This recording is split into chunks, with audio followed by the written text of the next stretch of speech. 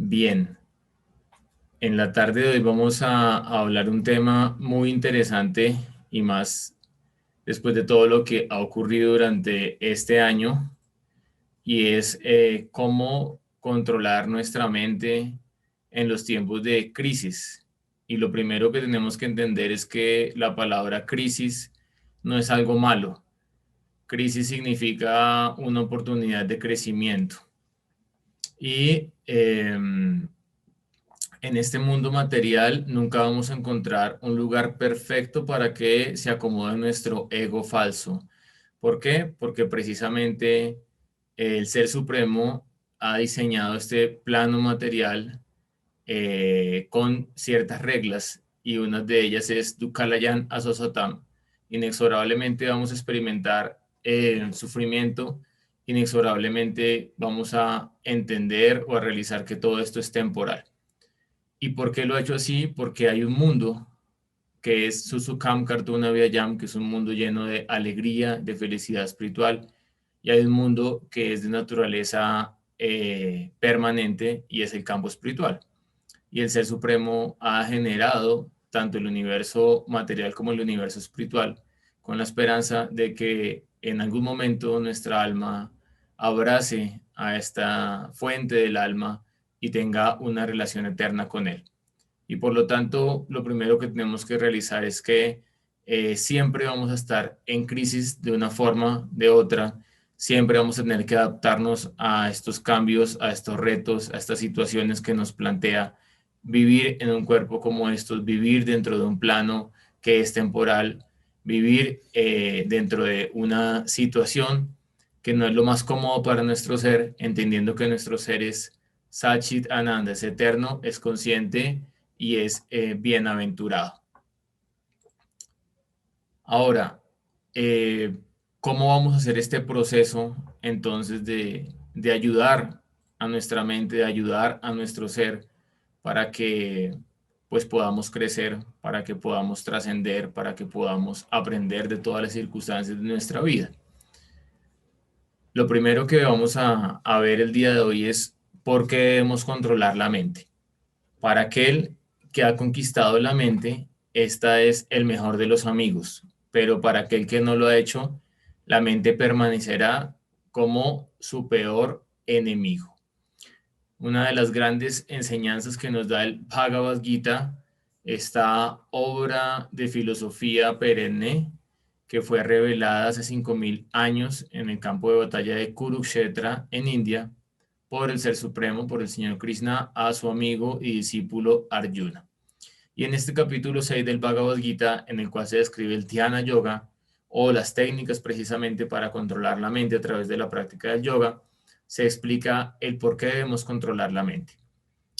Todos queremos establecer relaciones de corazón a corazón con los demás, todos queremos tener relaciones basadas en el aprecio, basadas en la gratitud, basadas en el amor. Y todos le huimos a tener enemigos, a nadie le gusta tener enemigos. Ahora imagínense tener un enemigo que se convierte en nuestro peor enemigo y además de eso que vive en nuestra propia casa.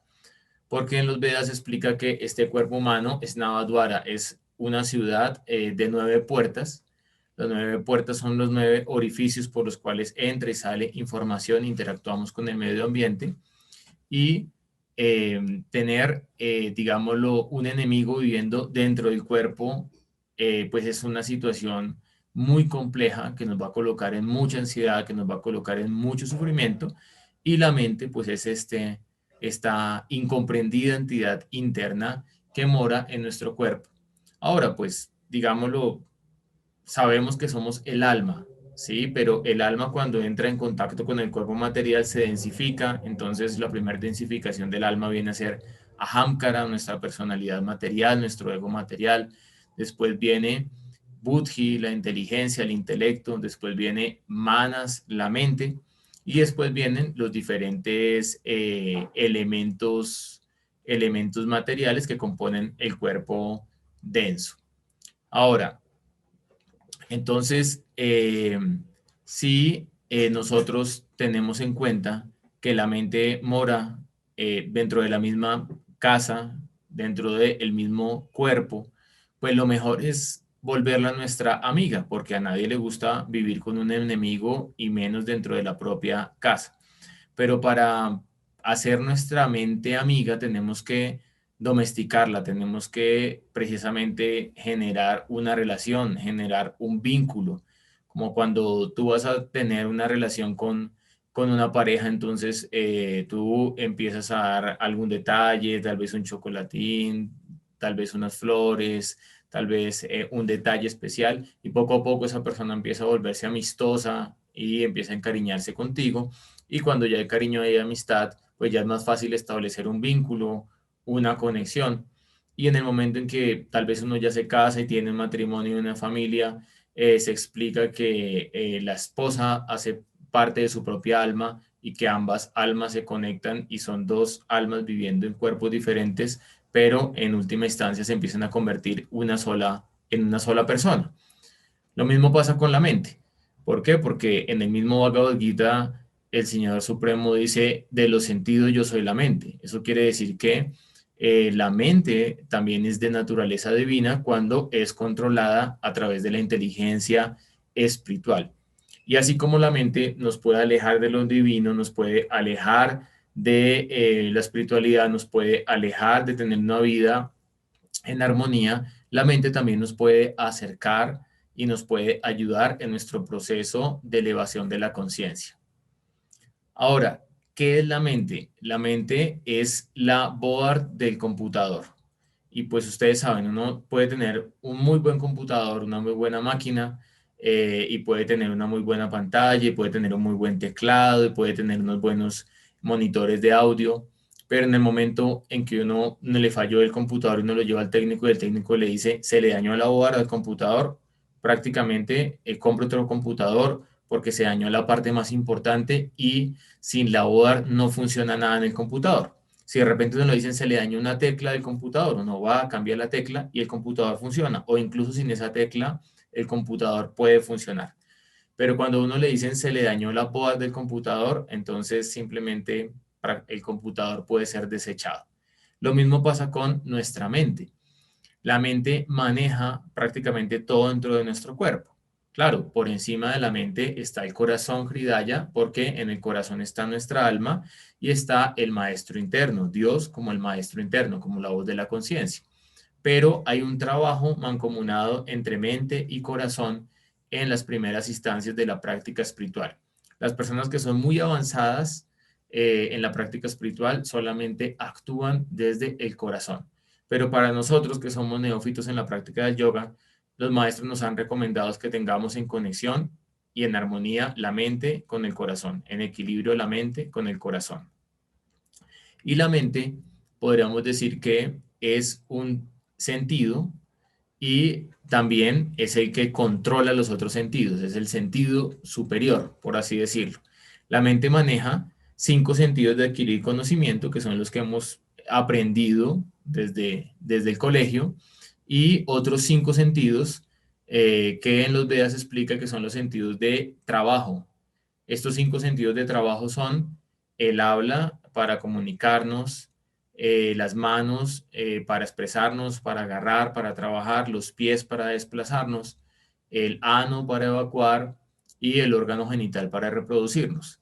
Entonces, si la mente funciona de manera apropiada y está en contacto con la conciencia espiritual, allí la mente entonces va a ser una aliada en este proceso de crecimiento y la mente va a ayudar para que utilicemos correctamente los sentidos de adquirir conocimiento. Entonces vamos a utilizar correctamente la vista, vamos a utilizar correctamente el oído, vamos a utilizar correctamente la lengua y de trabajo, entonces vamos a utilizar correctamente también nuestras manos, vamos a utilizar correctamente la palabra, vamos a utilizar correctamente nuestras piernas y nos vamos a desplazar hacia un plano donde haya más luz, más amor, más conocimiento espiritual. Ahora, ya entendiendo pues en primera instancia qué es la mente, por qué debemos controlar la mente, ahora pues vamos a entrar en materia porque pues la idea es que la charla no sea muy teórica, muy larga, sino que les queden unas herramientas claras para que ustedes las puedan aplicar en su día a día y para que al final, con las personas que están en el Zoom, podamos hacer algunas sesiones de preguntas y respuestas. ¿Cuáles son las técnicas para controlar la mente y no ser controlados por ella? En los Vedas se describe que hay dos tipos de personas. Unos se llaman Goswamis y los otros Godasas. Los Goswamis son los maestros de los sentidos, son los que pueden controlar los impulsos, pueden controlar la lengua, pueden controlar el estómago, pueden controlar el órgano genital, pueden controlar la mente. Y los Godasas son los sirvientes de los sentidos. Entonces son personas que viven para servir el órgano genital, viven para servir el estómago, viven para servir la lengua. Y pues la práctica del yoga es precisamente para regularnos y para que a través de esa regulación podamos enfocarnos en la meditación en el Ser Supremo. Entonces, ¿cuáles son tres puntos muy claves que vamos a trabajar? Son ejes transversales que tienen que hacer en todo lo que voy a explicar durante la conferencia. Lo primero es la autoobservación. Ashmita es un término en sánscrito que se refiere a la persona que no tiene la capacidad de autoobservarse. Puede ser una baja autoestima, puede ser un complejo de superioridad, que en última instancia también es un complejo de inferioridad. Puede ser que me creo producto terminado y creo que no tengo ningún error ni ninguna mala cualidad. Eso se llama Ashmita. Pero cuando empezamos el proceso espiritual, empezamos un proceso de purificación de la conciencia y empezamos a tener la capacidad de autodistanciamiento. Y puedo alejarme de mi mente y puedo alejarme de mi máscara, de mi ego, y puedo empezar a ver la máscara, puedo empezar a ver el ego y me puedo dar cuenta que soy algo distinto a esa máscara. Y ese algo distinto a esa máscara es el ser, es el Atman. Entonces la autoobservación y el autodistanciamiento son herramientas fundamentales para cualquier práctica espiritual y sin trabajar esta autoobservación y este autodistanciamiento no podemos hacer un avance significativo en nuestra práctica espiritual. Y la mente tenemos que observarla todo el tiempo, tenemos que distanciarnos de la mente, establecernos en la conciencia, porque la conciencia es superior a la mente y el alma es superior a la conciencia. Y además de esto, tenemos también que practicar técnicas de meditación. Todos los grandes sabios, los grandes rishis, los grandes maestros han concluido que la forma más práctica para controlar la mente es la meditación en los mantras, en los sonidos que nos ayudan a liberar la mente de la dualidad material y nos colocan en contacto con la energía espiritual. Entonces quiero que mediten esas tres palabras a lo largo de la conferencia: autoobservación, autodistanciamiento y meditación, algo muy importante. Primer punto de nuestras herramientas, de nuestras ayudas para poder controlar nuestra mente. Alimentarnos en la modalidad de la bondad, sattva guna. Y recordemos que no solamente nos alimentamos por lo que entra por la boca, nos alimentamos por todos los sentidos de adquirir conocimiento. Nos alimentamos por los ojos, por la nariz, por la boca, por los oídos y por el tacto. Por todos esos lugares nos estamos alimentando. Dentro de el universo material existen tres cualidades, tres modalidades de la naturaleza, tres modos de expresión. El más bajo es tamas, que corresponde a la ignorancia, el letargo, la pesadez, la oscuridad. El siguiente es rayas, que corresponde a la pasión, el cambio, el movimiento y la rudeza.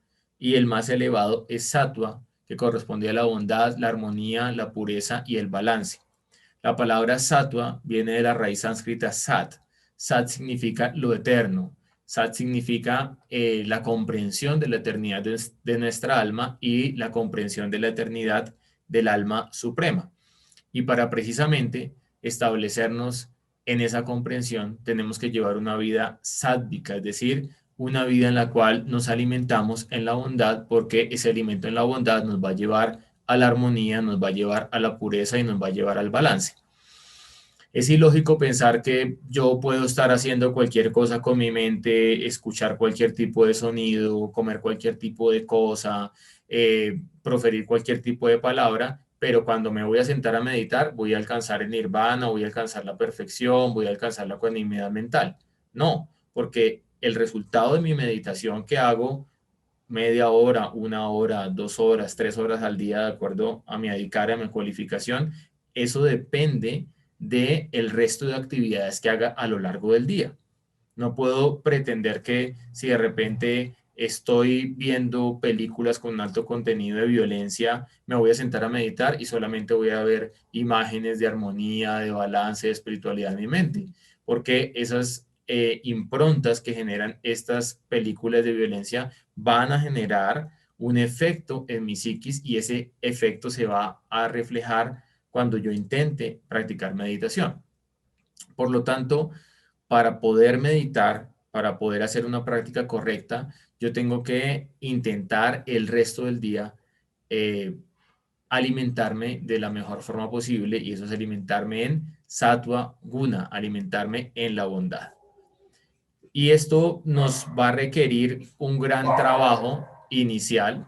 Este trabajo inicial, entonces, se llama dentro de la filosofía védica anukulia y pratikulia o aceptar y rechazar. ¿Por qué? Porque para empezar no es fácil, eh, tener, digámoslo, de forma natural una disposición solamente a la modalidad de la bondad. Y más, digámoslo, nosotros que pues nacimos en unas condiciones que no son las más favorables para una práctica espiritual y que no estamos en un medio ambiente muy favorable para nuestra práctica espiritual. Por lo tanto, pues es muy importante que nosotros eduquemos a la mente a través de la disciplina y a través de tener un hábito. Se explica que todos tenemos una naturaleza eterna, ¿sí? Como sirvientes de Dios, y tenemos una naturaleza condicional de acuerdo al lugar en que hemos nacido, de acuerdo a nuestro sexo, de acuerdo a nuestro género, de acuerdo a la familia en la cual, digámoslo, nos hemos desarrollado, de acuerdo a nuestra educación, de acuerdo a nuestra cultura. Todo eso nos genera una naturaleza condicional. Pero el hábito puede cambiar esa naturaleza condicional. Y si nosotros hacemos unos hábitos gradualmente, vamos a pasar de tamas, de la modalidad de la inercia, a rayas, a la pasión, y después de rayas a sattva, a la bondad. Y allí en sattva vamos a tener una plataforma adecuada para practicar las técnicas de meditación y para que en algún momento, cuando la divinidad así lo disponga, podamos eh, establecernos en el plano de la bondad pura o de la bondad trascendental, que es el último objetivo en la práctica del yoga llamado samadhi. Ahora, para educar la mente, para domesticar la mente, ¿sí? Para ayudar la mente, tenemos que hacer aceptación y rechazo. Y para esto, pues tenemos que aceptar solamente lo que nos favorece en nuestro crecimiento físico, mental, espiritual, emocional, y tenemos que dejar de lado las cosas que no nos favorecen en este crecimiento. Y allí cada uno tiene que hacer discernimiento y lo que explicaba en el principio, autoobservación, algo muy importante, capacidad de distanciamiento y meditar. Tenemos que meditar en qué estamos escuchando, porque el escucha es el sentido más poderoso que existe. El sonido es lo más poderoso que existe. Todo el universo se crea a través del sonido Om y todo el universo se destruye cuando el señor Shiva está tocando su tambor y empieza la danza de la destrucción y se destruye todo el universo. El sonido es muy poderoso. Ya se ha comprobado científicamente que incluso una persona en estado comatoso, cuando ya se desconectan por completo sus ojos, su nariz, su sentido del tacto, su lenguaje, aún el oído sigue funcionando y el oído sigue en conexión con el ser. El oído es el último sentido que se desconecta, por ejemplo, cuando está partiendo de este cuerpo material. Por lo tanto, lo primero que tenemos que analizar es con qué nos estamos alimentando a nivel auditivo. ¿Nos estamos alimentando con sonidos en la modalidad de la bondad o nos estamos alimentando con chismes? ¿Nos estamos alimentando con música en la modalidad de la bondad o nos estamos alimentando con reggaetón? ¿Nos estamos alimentando con conocimiento espiritual o nos estamos alimentando solamente con noticias mundanas, y allí pues tenemos que hacer aceptación y rechazo y gradualmente irnos conectando, irnos alimentando con estas improntas que nos van a llevar a establecernos en la modalidad de la bondad, y es escuchar Shabdabrahma, sonido espiritual a través de los mantras, a través de este tipo de conferencias que nos ayudan a despertar nuestra conciencia, y a través de los sonidos de la naturaleza que nos recuerdan nuestra esencia como habitantes eternos del bosque en el mundo espiritual o en conexión con la naturaleza, con Vrindavan Dham. Por otra parte, tenemos el sentido de la vista y tenemos que alimentarnos entonces con imágenes en la modalidad de la bondad. Por esto, dentro de la filosofía del yoga, siempre se utilizan diferentes altares de meditación y se utiliza la meditación en los devadatas, en las deidades, para que uno pueda tener un atisbo del aspecto personal de Dios y para que uno pueda purificar su sentido de la vista. Y tenemos que rechazar aquellas imágenes que nos generan perturbación. En la ciencia del Vastuvidya, que es todo el conocimiento de la organización de los espacios dentro del conocimiento de los Vedas, se explica, por ejemplo, que uno no debe tener en su casa imágenes de personas sufriendo, imágenes violentas, imágenes con sangre. Y yo me acuerdo que mi padre, no sé por qué, porque pues él no le gustaba el toreo y nunca fuimos a una plaza de toros, pero él tenía unos cuadros de toreo.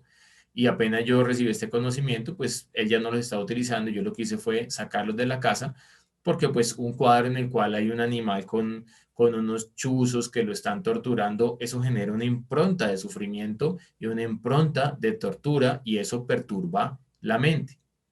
Por otra parte, lamentablemente, digámoslo, la mayoría del cine moderno es cada vez más carente de contenido, cada vez más carente de buenos diálogos, cada vez más carente de desarrollar un tema, y está muy cargado de muchas imágenes y también de muchas imágenes de violencia o de muchas imágenes con alto contenido sexual. Y por lo tanto, si yo empiezo a ver todo eso, entonces esas improntas llegan a mi cerebro se perturba y empiezan las fluctuaciones de la mente a llevarme hacia la pasión o hacia la modalidad de la ignorancia.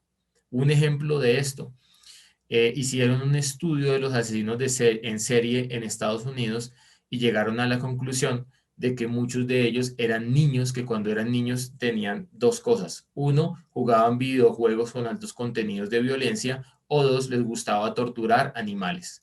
Eso fue un estudio que hizo la CIA durante mucho tiempo, intentando, pues, digámoslo, prevenir este tipo de asesinatos que pues se dan en muchas partes del mundo, pero que ustedes saben que se han dado en Estados Unidos, en escuelas, en lugares públicos, y por lo que allá las personas tienen fácil acceso a las armas de fuego. Entonces miren cómo aparentemente un niño está jugando un videojuego y no está haciendo nada malo, pero si él todo el tiempo está jugando un videojuego de violencia, de sangre, de matanza, esas improntas están contaminando su conciencia, y esa conciencia va a ir hacia la modalidad de la ignorancia. Y primero la contaminación empieza en lo sutil y después va hacia el campo denso. Por lo tanto, tenemos que alimentarnos a través de los ojos con imágenes en la modalidad de la bondad. Ahora, hablar, que sería el otro sentido que vamos a explicar el día de hoy. En los Vedas se explica que hay diferentes tipos de austeridades, y la austeridad del habla es proferir palabras que sean veraces, que sean ciertas, que no agiten de forma innecesaria a los demás, y recitar continuamente las escrituras sagradas, los mantras védicos, los sonidos para el alma. Por esto, pues vamos a explicar hoy algunas técnicas de mantra meditación, porque precisamente al conectarnos con esos sonidos debido a su naturaleza espiritual, gradualmente vamos a controlar el impulso del habla, el impulso de la lengua, que es el impulso más difícil de controlar. Y por otra parte, alimentándonos con alimentos que no vengan del sufrimiento, que no vengan de asesinar a los animales, que no vengan de ultrajar la madre tierra, también estos alimentos en bondad van a ayudar a que nuestra mente se establezca en la modalidad de la bondad, que es el primer punto para tener un control de la mente. Nutrirnos, alimentarnos en sattva, en la modalidad de la bondad. Vamos a ver ahora el segundo punto, y es ubicarnos en el aquí y en el ahora. Hay una técnica muy común que se utiliza ahora que se llama mindfulness, y pues se basa en unos científicos que estudiaron las técnicas de meditación de los monjes budistas. Pero podríamos decir que pues es muy bueno que estén adoptando esta técnica, de que le hayan hecho conocer a muchas personas a nivel mundial, pero ellos no están inventando nada de esto. ¿Por qué? Porque hace 5000 años en el Bhagavad Gita, en el capítulo 6, el texto 27, describe el mindfulness. Allí el Ser Supremo explica: de donde sea y de donde quiera que la mente deambule debido a su naturaleza vacilante e inestable, yo debo apartarla y ponerla bajo el control del ser. Eso es mindfulness, es conciencia plena. Es aprender a vivir en el aquí y en el ahora, que en última instancia es el único momento que existe. La naturaleza espiritual está relacionada con un concepto eterno del tiempo y con un eterno tiempo en el cual el Ser Supremo tiene relaciones con los seres que han alcanzado la realización espiritual. Mientras que en el mundo material, el condicionamiento del alma hace que dividamos el tiempo en pasado, en presente y en futuro. Cuando estamos en el presente, de nuevo estamos en sattva, estamos en la modalidad de la bondad y tenemos un criterio para poder actuar de forma correcta en el aquí y en el ahora. Cuando estamos en el pasado, estamos relacionándonos con tamas, con la modalidad de la ignorancia, con la inercia, estamos con el pasado, ¿sí? Y cuando estamos proyectados todo el tiempo hacia el futuro, estamos conectados con rayas, con la modalidad de la pasión, del cambio, y allí empiezan las fluctuaciones mentales a afectar nuestra mente y a no permitir la práctica de la meditación. Por lo tanto, otra de las meditaciones muy importantes para controlar la mente es ubicarnos en el aquí y en el ahora. Un ejemplo: el miedo en el presente nos puede salvar la vida.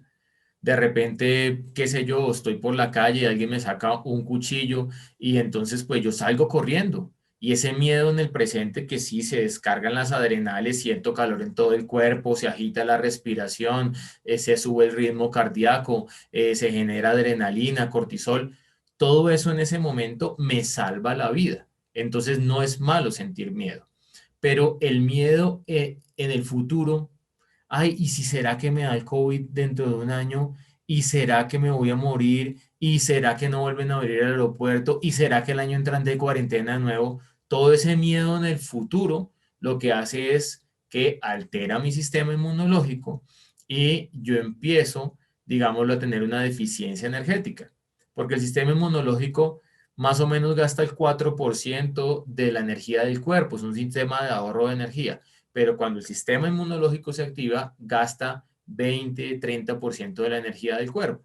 Si yo estoy preocupado, ¿sí? Me estoy preocupando antes de por cosas supuestas que van a pasar en el futuro, entonces lo que hago es activar mi sistema inmunológico y empieza una lucha de mi cuerpo y empieza una lucha del sistema inmunológico que con el tiempo me va a llevar a un agotamiento crónico, a un estrés y a una enfermedad. Por lo tanto, las emociones se tienen que vivir en el presente. La vida es aquí y es ahora. La vida no es lo que era hace 20 años o lo que voy a hacer dentro de 20 años. ¿Por qué? Porque solamente podemos escribir la historia de nuestra vida en el momento presente. Ahora, no quiero decir con esto que uno no tenga una visión histórica. La historia es importante. ¿Qué es la historia? El análisis del pasado para poder comprender el presente y para poder proyectar el futuro. Un ejemplo práctico: a mí me falta mucho para alcanzar la realización espiritual. Estoy a vidas de alcanzar la realización espiritual. Y de repente yo podría decirme, no, no veo un avance significativo en mi práctica de yoga. Pero si yo miro lo que yo era hace 10 años, voy a ver que soy una mejor persona en este momento y las personas que están a mi alrededor también lo pueden percibir. Por lo tanto, ese análisis histórico me ayuda para tener entusiasmo y para seguir avanzando en mi práctica espiritual. O de repente, qué sé yo, uno es padre de familia y uno tiene que planear, entonces, cómo va a ser la educación de sus hijos y si tengo que tener una vivienda y si voy a hacer un crédito bancario, pues tengo que tener una planeación de mis recursos y que esos recursos sean sostenidos a lo largo del tiempo. Eso no está mal. Lo que está mal es vivir en exceso en el futuro o vivir en exceso en el pasado. Eso está mal. ¿Por qué? Porque eso simplemente es un ladrón de energía que nos permite vivir en el presente. Entonces, son las personas que están todo el tiempo eh, eh, no integradas, con falta de integración. Están transportándose al trabajo y están pensando en el almuerzo. Llegan a la hora del almuerzo y están pensando en el trabajo. Después se sientan frente al computador a trabajar y están pensando en la relación con la esposa. Después llegan por la noche y están con la esposa y van a compartir la vida sexual y están pensando en la cuenta que tienen que pagar mañana porque le cortan los servicios. Y en última instancia no hace bien nada, no hace bien ni el trabajo, ni la vida sexual, ni hace bien el transportarse, ni hace el bien descansar. Y en última instancia, pues simplemente termina frustrado y termina enfermo. Ahora, cuando uno está en el presente, cuando uno está en el aquí y en el ahora, todas las actividades son más exitosas, porque uno está concentrado, como lo que me pasa en este momento en la conferencia. En este momento hay 40 personas conectadas en el Zoom, acá en las redes hay más personas y yo no puedo estar pensando, ay, ¿qué me va a pasar ahora? Y entonces, ¿qué voy a hacer mañana? Y, ay, cierto que hace 20 años, entonces cualquier cosa, no, porque eso me va a generar una desconexión y la mente va a empezar a divagar y ustedes van a decir, Cripa está desconectado, Cripa se le fue la onda, Cripa no está concentrado en lo que está diciendo. Por esto, debido a que la mente es inestable, chánchala y ella viaja todo el tiempo al pasado o al futuro y la mente viaja más rápido que la velocidad de la luz, la mente es súper rápida, entonces allí tengo que recordar la instrucción del señor Krishna de donde quiera que la mente divague debido a su naturaleza fluctuante, inestable, debo traerla y colocarla bajo el control del ser, en el aquí y en el ahora, que es el único momento que existe.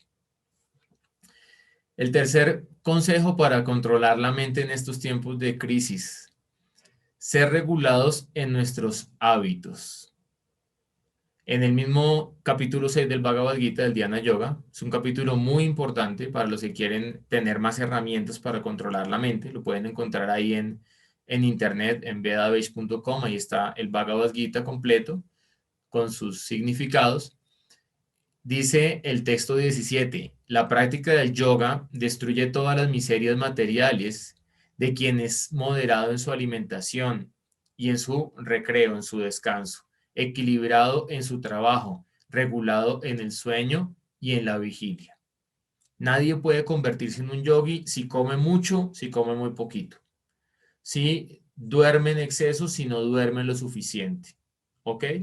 Para todo tenemos que buscar tiempo. Eso es algo muy importante y tiempo de calidad. O sea, de nada sirve que estés con tu esposa 5 o 6 horas al día si cuando te sientes a hablar con ella te pones a ver el celular, no la miras a los ojos, no hay un intercambio, no hay una comunicación. Es mejor que estés con tu esposa 1 o 2 horas, pero de calidad, estando en el aquí, en el ahora, estando en el presente. Estar con los hijos, muchos padres ahora lo mismo. Los niños están jugando en el parque, los papás en el celular, los papás distraídos. No, tiempo de calidad con los hijos, tiempo de calidad con la pareja, tiempo de calidad en el trabajo. Les aseguro, si uno está en el presente, a uno le rinde muchísimo el trabajo. La gente dice, uy, es que estoy desbordado, es que tengo mucho trabajo, es que no me queda tiempo libre. ¿Por qué? Porque la mente está distraída. Pero cuando la mente se concentra, a uno le rinde más la actividad que está haciendo. Un ejemplo práctico. Hace unos años yo me demoraba más o menos preparando una charla unas 4 horas. En este momento yo preparo una charla en 30 minutos, ¿Por qué? Porque cuando me siento a preparar lo que voy a hablar, estoy concentrado en lo que tengo que decir y eso hace que me rinda el tiempo. Y cuando me rinde el tiempo y termino mi trabajo rápido, entonces puedo darme tiempo para mi recreación. Entonces voy a jugar baloncesto, voy al gimnasio, voy a caminar y así tengo un equilibrio, un balance de no ser un vago y estar todo el tiempo en recreación, pero tampoco ser un esclavo del trabajo y pues simplemente soñar con una pensión que lo más probable es que no vaya a llegar o que cada vez alargue más el tiempo de pensión. Por lo tanto, tenemos que hacer un horario de actividades, tenemos que intentar cumplirlo. Obviamente dejamos un tiempo flexible porque no somos los controladores, el controlador es el ser supremo, pero es importante que dividas tu tiempo y que tengas tiempo de calidad para descansar. Súper importante porque en el descanso es que se detoxifica el sistema nervioso y si no haces ese tiempo de descanso de calidad, no se detoxifica el sistema nervioso y se desequilibran los neurotransmisores que son los que regulan todos los ritmos circadianos que te permiten tener una buena calidad de vida. Entonces, buena calidad en el descanso, buena calidad y tiempo en la alimentación y cuando te alimentas estás concentrado en el sabor de los alimentos, en agradecer a Dios por los alimentos y estás visualizando cómo ese alimento entra a tu cuerpo y se convierte en Viria en energía vital, se convierte en tellas, en prana, en ollas, en las energías vitales que te permiten tener una buena salud. Tiempo de calidad en el trabajo para que te rinda el trabajo y para que no estés todo el tiempo colgado con mil cosas que estás procrastinando, sino que puedas cumplir con tu horario de trabajo. Y además de esto, muy importante ahora en toda esta situación que ha pasado este año del teletrabajo y de personas que cambiaron la modalidad de trabajo, entonces teletrabajo está en la casa trabajando en pijama a las 11 de la mañana, desayuna a cualquier hora, cuadra reuniones de trabajo a la hora del almuerzo y además de eso no sabe cuándo empezar y cuándo terminar el trabajo. Todo eso es incorrecto. Me acuerdo cuando empezó la pandemia que cuando hubo el aislamiento en la parte más fuerte, un amigo músico, y pues los músicos literalmente, la mayoría perdieron su trabajo. Entonces yo le decía, ¿qué estás haciendo? Y él me decía, no, normal, me levanto a las 6 de la mañana, me baño, salgo a hacer actividad física o salgo a caminar, después llego, hago mi desayuno, después me siento a estudiar 2 horas de instrumento, después hago el almuerzo, tengo una rutina normal porque hay muchos amigos músicos, él me decía, que entonces dicen, ay, no hay trabajo, no tenemos dónde tocar, cerraron todos los sitios, cerraron, no hay conciertos, entonces me voy a quedar acá en pijama hasta las 11 de la mañana, desayuno a cualquier hora, duermo a cualquier hora, hago cualquier cosa y allí empieza el desequilibrio de la mente y la mente se va hacia tamas, hacia la modalidad de la ignorancia. Entonces allí es muy importante que tengamos un horario, que tengamos una rutina y que tengamos una regulación y tengamos tiempo para nuestra vida espiritual, tiempo para nuestro trabajo, tiempo de calidad para nuestra familia, tiempo para nuestro descanso, tiempo para la alimentación, tiempo para nuestra recreación. También es algo muy importante. El cuarto punto, ser tolerantes es el punto más importante que tenemos que aprender en toda la situación que estamos viviendo. Más o menos, más del 90-95% de las cosas que suceden a tu alrededor no las vas a poder cambiar. Entonces no pierdas el tiempo peleando con el presidente o con la alcaldesa porque tú no tienes el poder en tus manos de tumbar al presidente, de tumbar a la alcaldesa. No pierdas el tiempo peleando con las mafiacéuticas que están haciendo lo de la vacuna, porque lo más probable es que tengamos que vacunarnos en algún momento. No pierdas el tiempo peleando con cosas que no puedes cambiar y con querer cambiar a los otros. Más bien utiliza tu tiempo y tu energía para hacer cambios positivos en tu propia vida y generar un impacto en tu zona de influencia, un impacto positivo. Y desde allí vas a colocar un granito de arena para un mundo mejor. No vas a poder tal vez cambiar el mundo, pero sí vas a cambiar tu vida y vas a ayudar a que las personas que están a tu alrededor vivan mejor y todos tengan una mejor calidad de vida. Hay una oración muy hermosa en relación a desarrollar tolerancia. y esta tolerancia es necesaria para sobrevivir, ni siquiera para avanzar en la vida espiritual. En esta era de riña, de hipocresía, la tolerancia es una herramienta para poder sobrevivir.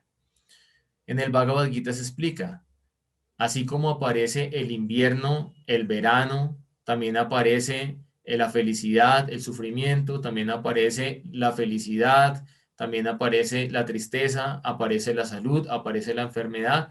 Todo ello es temporal y por lo tanto tienes que aprender a tolerarlo sin perturbarte. Y hay una oración muy hermosa para desarrollar tolerancia y para desarrollar criterio, discernimiento.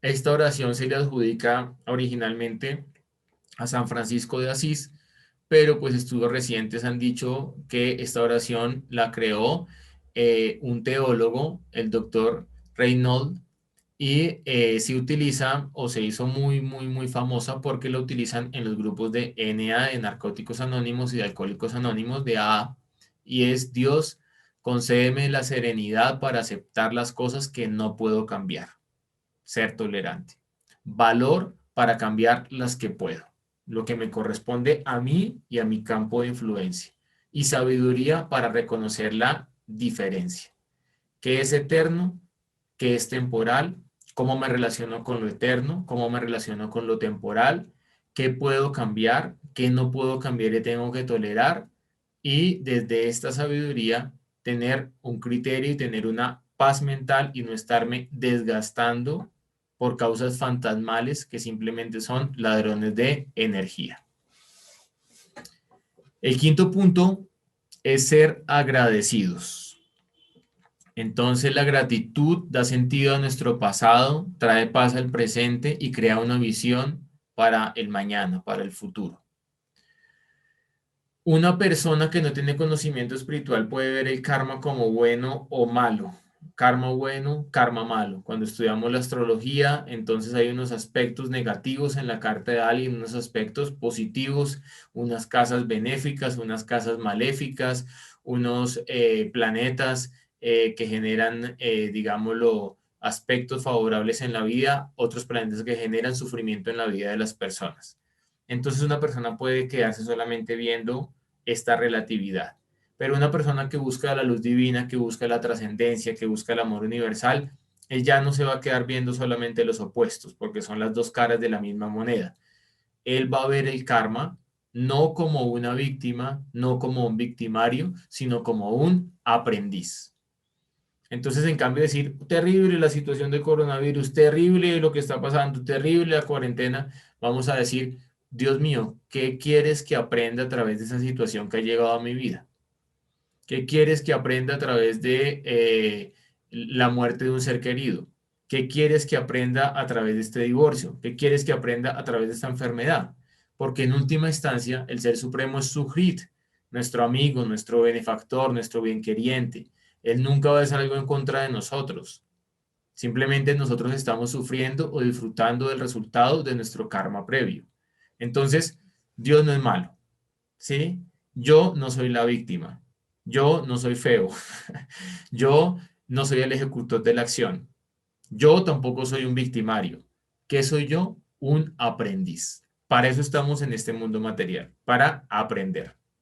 Y cuando yo me ubico en la posición real de ser un aprendiz, entonces allí agradezco por todo lo bueno y por todo lo malo que llega a mi vida, y a través de ese agradecimiento, que es una oración que me da energía, la oración de pedir, Dios mío, dame pan, Dios mío, dame plata, Dios mío, dame una esposa, Dios mío, dame trabajo, Dios, dame. Entonces es una oración que resta energía. En cambio, la oración de agradecer, Dios, gracias, me da lo que necesito, mis herramientas son perfectas, mi karma es perfecto, es lo que yo necesito en este momento para trascender y para aprender una hermosa lección en la vida. Cuando yo agradezco por el karma, allí empiezo a transmutarlo. Cuando yo agradezco por las situaciones desfavorables que llegan a mi vida, allí entiendo el por qué y el para qué.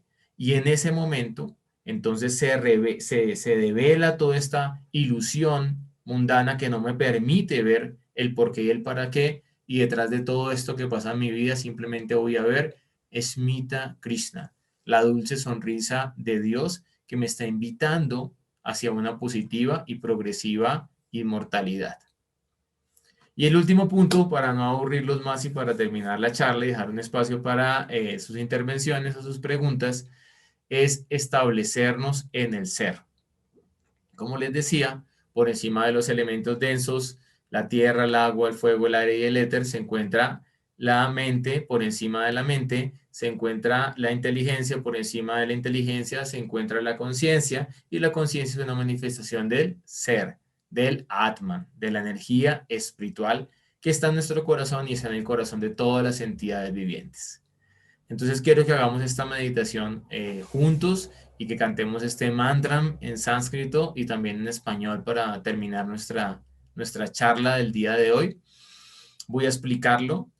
Brahma Bhuta Prashanatma Nasochatina Kanshati Sarma Sarvesu Bhutesu Mabhaktin Labate Param. Cuando yo logro establecerme en el ser, cuando logro establecerme en el Atman, en la energía espiritual, en lo que realmente soy, yo soy el alma. Entonces, ¿qué pasa? Nasochati Nakanshati. Me libero del apego que me genera sufrimiento y de la aversión, que es la otra cara del apego y también me genera sufrimiento. En ese momento, Sama Sarvesu Bhutesu, puedo ver a todas las entidades vivientes en igualdad de condición. Entonces, adiós xenofobia, adiós sexismo, adiós chauvinismo, adiós nacionalismo, adiós todos estos diferentes ismos que son expansiones de nuestro ego que nos hacen sufrir y nos hacen generar divisiones y nos hacen generar guerra y conflicto con los demás. Allí puedo ver que el alma está en cada corazón y aprendo a respetar el alma de las plantas, el alma de los animales, el alma de los seres humanos, y allí respeto profundamente, y desde ese respeto profundo me encuentro con mi propia alma y con mi propio ser. Y cuando encuentro esa ecuanimidad y esa conexión con el ser, Mad Bhaktim Labate Param, en ese momento puedo expresar el amor a Dios a través de el Bhakti, a través de la devoción. Vamos a cantar este mantra juntos. Les pido, por favor, para poder terminar nuestra sesión del día de hoy. Pueden repetir después de mí, por favor. Om Brahma Bhuta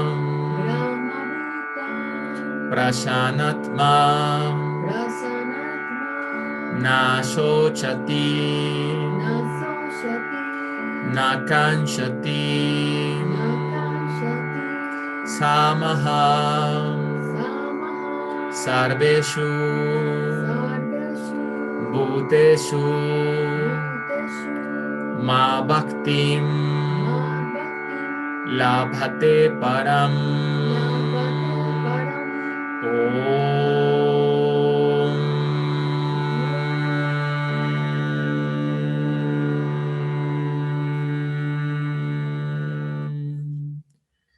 Al realizar mi posición constitucional como energía espiritual pura, podré comprender a Dios. De esta manera no me lamentaré por ninguna pérdida material, ni estaré afectado por los deseos materiales. Tendré la misma disposición para todas las entidades vivientes y en este estado podré servir amorosamente a la divinidad. Namaste, Hari Om.